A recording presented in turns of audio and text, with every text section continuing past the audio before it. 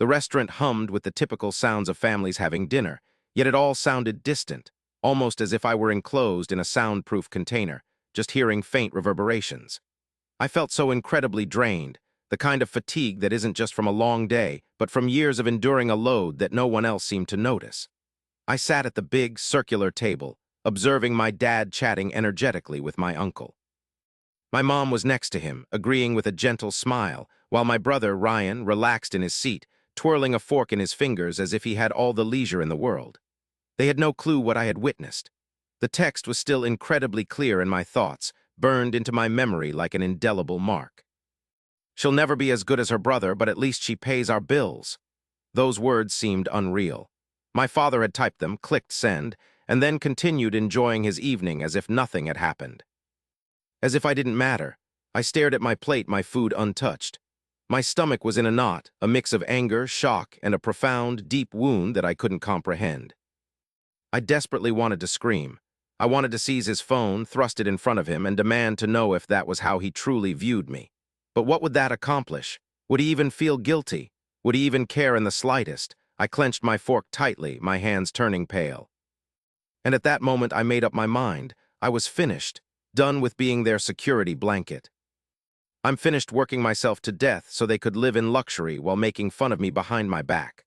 I'm done giving up my joy, my aspirations, and my mental well-being for a family that only saw me as a source of money.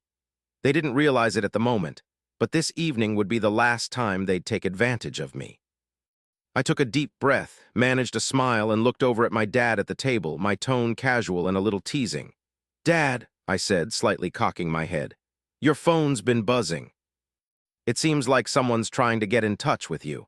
I noticed a brief change in his face, lasting just a moment before he regained his composure. He picked up his phone and quickly looked at the screen. Then, as if nothing had happened, he put it back down.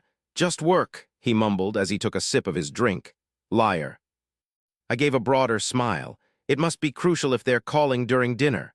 My mom glanced back and forth between us, feeling that something was amiss. "Honey, you've been unusually quiet. Are you okay?" I turned my gaze toward her. This was the same woman I sent money to every month, so she wouldn't have to worry about groceries, the house, or any bills. The same woman who was sitting next to my father when he sent that text. I could have challenged them then. I could have slammed my napkin down, gotten up and left, made a dramatic exit. But that wasn't enough. No, they needed to experience what it felt like to have their world collapse. So rather than argue, I gave them a final, pleasant smile and raised my fork. "Everything's wonderful, Mom." And I tasted the food, the last dinner I'd ever provide for them as the person in charge of their finances. As I drove home that evening, my phone screen displayed messages from my father, my mother, and my brother, all expecting me to send them the regular financial support. I examined each message closely. Ryan: "Hey, rent is due soon. Can you send the usual amount?" Mom: "Sweetheart, I know you're working hard, but could you handle the electricity bill this month? I'll definitely pay you back." Dad: "I've got some expenses coming up. I need some extra cash." "Send it over when you can." There wasn't any "how are you doing?" No, "I hope you're well," not even "thank you." Just requests for money. I turned off my phone and looked at the ceiling, my thoughts swirling. How long had I been living like this? How long had they seen me just as a source of money, not as a daughter, sister, or a person with feelings? The truth hit me hard. Way too long. Taking a deep breath, I grabbed my laptop and stopped every single scheduled payment. The automated transfers, the bills I paid, the financial aid for rent, all of it. With a steady hand, I typed a message into the family group chat. I'd seen Dad's message at dinner. "I'm no longer going to be your financial support system. You'll have to find a solution yourselves. I hope things work out for you." I pressed send. And before they could say anything, I blocked them. No more explanations, no more excuses. I thought it was about time they figured out how to manage on their own. Suddenly, I felt more liberated than ever before. The instant I blocked them, my apartment became eerily quiet.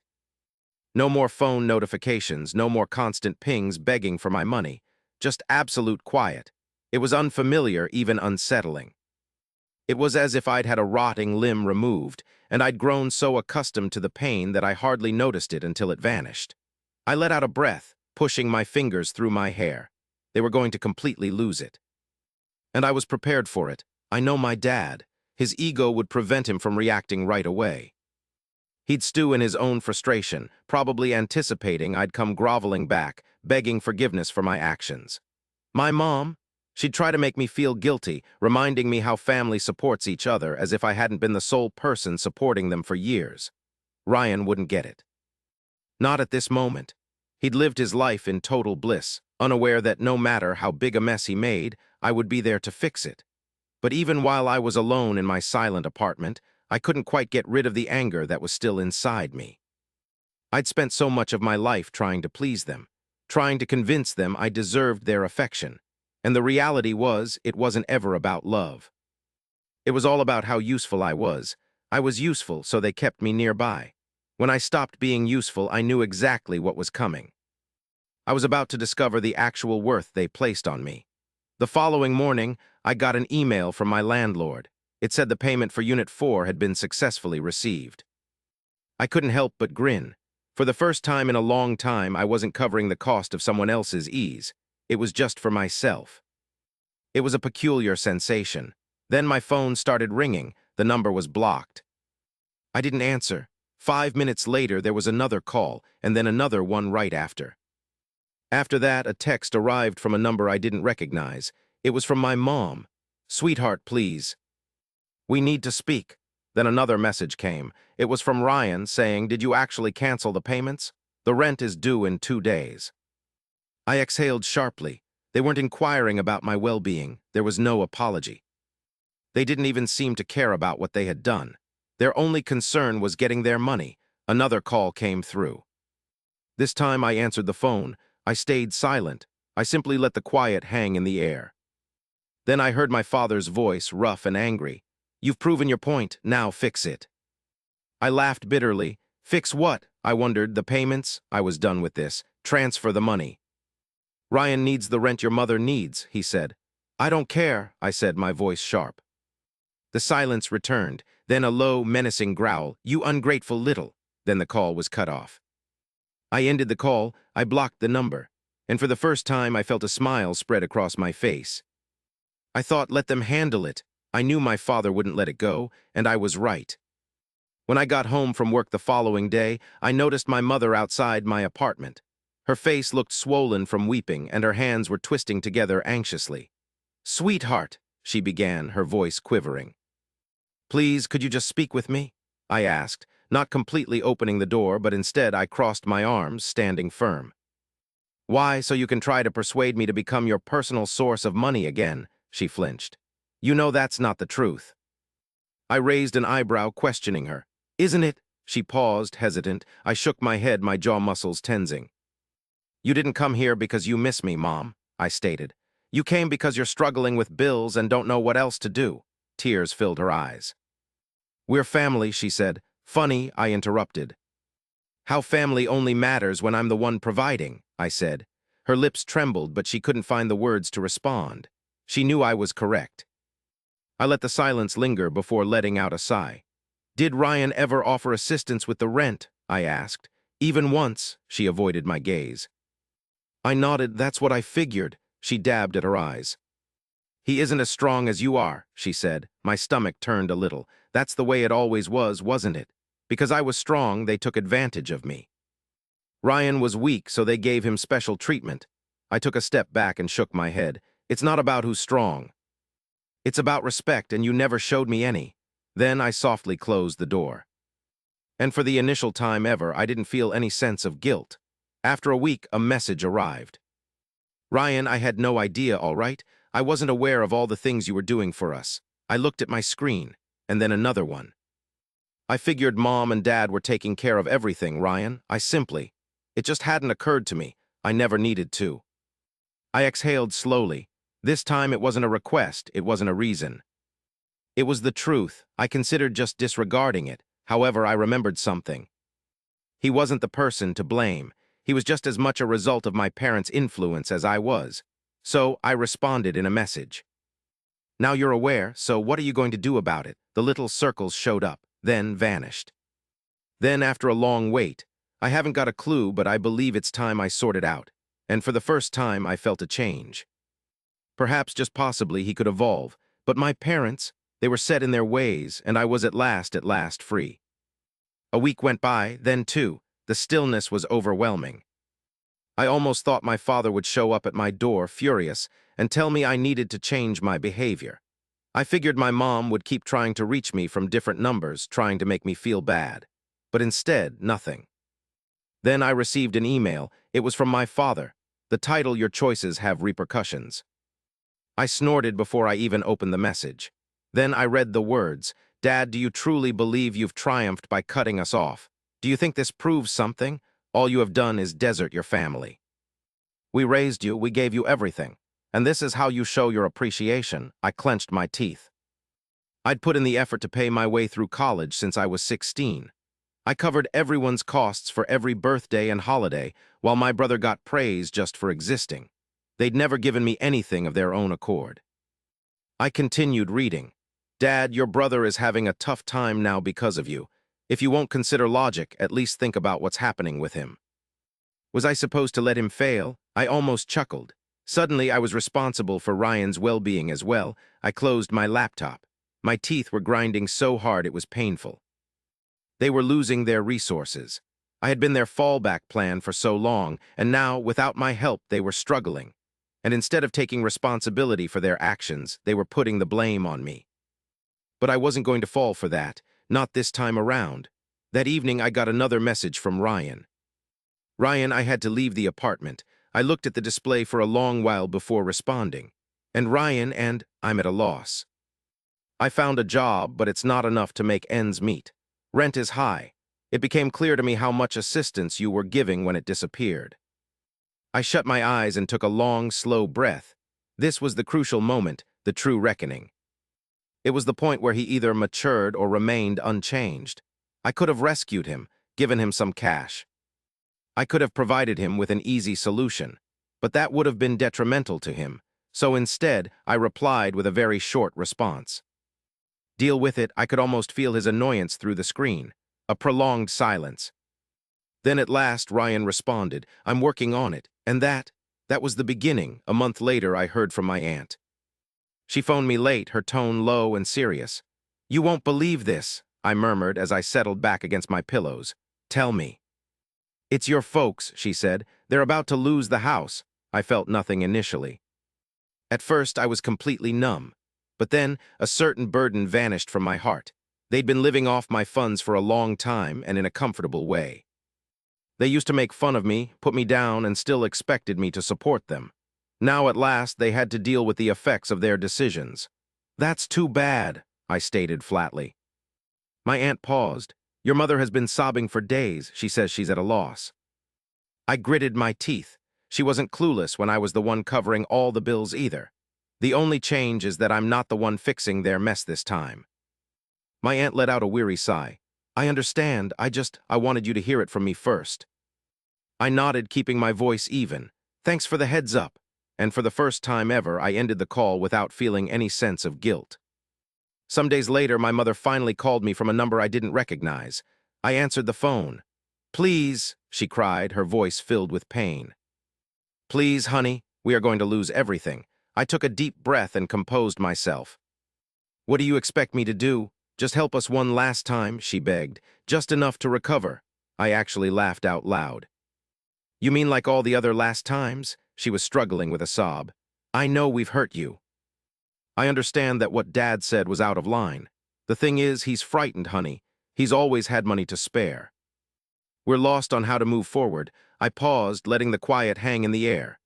"You had a son," I stated, keeping my voice steady. "Did you really believe he would magically solve your issues?" Her voice cracked. The answer was obvious to me, at least. I took a deep breath. "Mom, you made your decisions. Now you need to face the consequences." With that thought, I ended the call. For good this time. A month went by, then another. I figured I'd be getting a bunch more pleading phone calls from my folks, or even more manipulative texts trying to get me to come back. However, it was actually Ryan who contacted me. "Ryan, I found another job," he wrote. "It's hard, but I finally get it. I truly do." I studied the message for quite a while. Then another one came through. "Ryan, I understand I don't deserve anything, but I want to say that I was clueless. Mom and Dad kept me from seeing the reality of what you did. I thought I was struggling. That wasn't even true, I was just spoiled. I gulped. This was something brand new. My brother had never before admitted his advantages.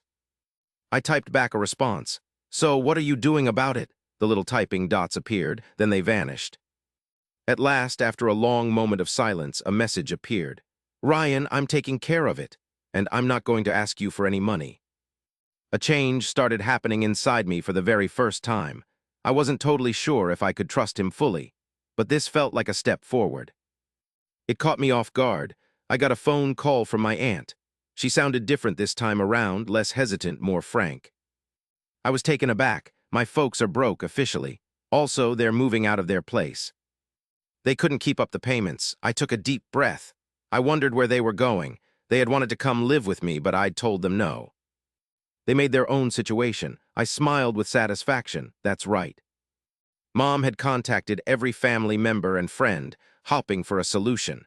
The problem was, nobody wanted to have anything to do with them. They had ruined those relationships long before I cut ties with them. So now they were all alone. Where would they end up? I asked, keeping my tone even. There was a moment of silence. She confessed that my dad was now working at a factory. My mom was doing cleaning jobs. They really had no other options. I considered that for a moment. That very same father who'd made fun of me, put me down, and used me for my money was now working incredibly hard for barely anything.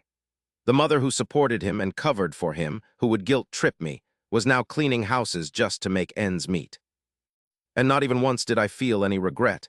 It was a chilly evening when I encountered him, my dad. He didn't look like he usually did. He was skinnier, more exhausted. His clothing wasn't the fancy stuff he used to wear. Instead, he was in worn-out jeans and a basic work jacket. For a second, he didn't realize who I was. Then his eyes grew bigger and his face tensed. I could see it right there, the shame, the anger. That stubbornness still refusing to break. I stood there quietly, waiting to see what he'd do. At last, after a prolonged, uneasy pause, he spoke quietly. Well, here we are just like you planned, right? I cocked my head slightly. What's that supposed to mean? You won, he sneered. You wanted to see us fall apart, and you got exactly what you wished for. I folded my arms over my chest. I craved to be respected. I wanted to be treated like a daughter, not just some kind of money source. But I guess that was never going to happen, was it? His nostrils widened. We brought you up, I gave a harsh laugh. No. You exploited me, and now for the first time you're on your own, and you absolutely despise it, don't you? His hands clenched tightly. Do you think this makes you superior to us? I moved a bit closer, looking directly at him. I feel like this sets me free. And with that, I left, leaving him alone in the cold, with only his inflated ego and regret to keep him company. A week later, I got another call from an unknown number. I almost didn't pick it up, but I felt compelled to answer it. The instant I did, I heard my mother's voice. I just needed to hear your voice, she murmured softly. Something felt different in her voice, not like she was trying to get something. Not manipulative at all, just weary. I remained silent, waiting for her to continue. She took a ragged breath. We lost everything, honey, and I don't hold it against you. That completely shocked me. I expected you to return eventually, she confessed. I thought you'd feel guilty enough to come back and make things right. But you didn't, I took a breath. And what did you learn from all of this? There was another long pause. Then, quietly, I should have valued you more. I should have shielded you from your father's influence. I really wish I had shown you more affection. For the first time ever, my mom was saying something I'd always longed to hear. I quickly blinked, attempting to swallow the emotion rising in me. At this point, she exhaled slowly. Right now, I want to improve myself. I'm not asking you to excuse my actions, but I want you to understand. It's clear now, I see you now truly. A quietness hung between us. At last, I gave a slight nod. I value that, I replied, my voice gentle but steady. She started to cry a little. I love you, sweetie. I didn't return the sentiment. But for the first time, I also didn't end the call. 3 months went by. I figured Ryan would resort to his old patterns, find a means to control things, just like our folks always did. But he didn't. Instead, he remained focused. He worked diligently. He took on extra hours at work. He stopped calling me for assistance. And when he finally contacted me, it wasn't about money. It was simply to have a conversation. Ryan said, "I've finally saved enough for my own apartment. It's not big, but it's mine." I studied the message. Something inside me felt twisted. This was the brother I had always hoped for. Not the pampered favorite, not the spoiled kid who cruised through life while I struggled. Simply a guy figuring out how to be self-sufficient. I paused, then wrote back, "I'm pleased with you." The little dots showed up, indicating he was typing. "Ryan, you can't imagine how much that signifies to me. And for the first time, I understood maybe I wasn't losing my brother after all. I'd stopped worrying about my parents. It wasn't my concern anymore what happened to them. But one day, while I was at a coffee shop, I unintentionally heard two ladies chatting at the adjacent table. I heard, "The pair on Oak Street lost everything. He's now working graveyard shifts at the warehouse, and she's doing other people's laundry." My gut twisted. They were chatting about my parents. Initially, I felt numb. Then, gradually, a subtle, melancholic form of acceptance washed over me. They had brought this upon themselves. This wasn't about getting even. This was simply fair. For the first time ever, they had to be accountable. They had to work for their basic needs rather than living off me. And perhaps, just maybe, they'd finally grasp how much I gave up for them. It was a late night when I got the last phone call. The number was unknown. I paused, then answered. It was my dad. His voice was altered. It wasn't enraged. It wasn't pushy. "Just weary, I just needed to say something," he mumbled. I stayed silent. "I was angry at you for leaving," he confessed. "I put all the blame on you, but the honest truth is I did this to myself." I slowly let out a breath. "Indeed you did," quiet. Then in a voice so hushed I almost missed it, "I was wrong about you." I had to swallow. It was the closest thing to a genuine apology I'd ever receive. But I didn't need it, because I wasn't resentful anymore. I had triumphed, not by wanting to see them suffer, not by seeking retribution. I won because I removed myself from the situation, never glancing back, and that was my ultimate triumph. I leaned back on my apartment's balcony, the city lights shimmering far away. I was completely unburdened for the first time ever. No feelings of blame, no lingering animosity. No constant expectation to be the ideal, compliant daughter, just me. I had started exploring the world, putting money away for the years ahead, constructing a life that was entirely mine. It wasn't determined by what I had to do. It wasn't shadowed by my brother, and it wasn't controlled by manipulative parents. And the best part? I felt complete. For so long, I was convinced I had to deserve love, that my value depended on what I could offer to others. But now I understood the truth. I didn't need someone to make me whole. I had accomplished that on my own. After several months, I got a surprising email. It was from my mother. She didn't request any financial help. She didn't attempt to make me feel guilty. She just wrote, "I wish you the best. I miss you. I am proud of you." And for the first time, I didn't feel any hostility towards her. I didn't immediately reply, but eventually I sent a short message. "I hope things are going well for you too." It wasn't forgiveness. It wasn't an invitation to come back, but it was being kind. Because regardless of what had happened, I had developed beyond them, and I wouldn't let their errors make me bitter. Years later, I observed a father and daughter in the park. She couldn't have been older than 10, gripping her father's hand as they shared a moment of joy. Initially, I didn't have an envious feeling. It didn't hurt that I wasn't experiencing something I longed for. Because I discovered serenity. I created a life that belonged solely to me. It was packed with affection, dignity, and self-esteem. I had stopped the pattern, and in the long run, that proved to be the best form of retribution.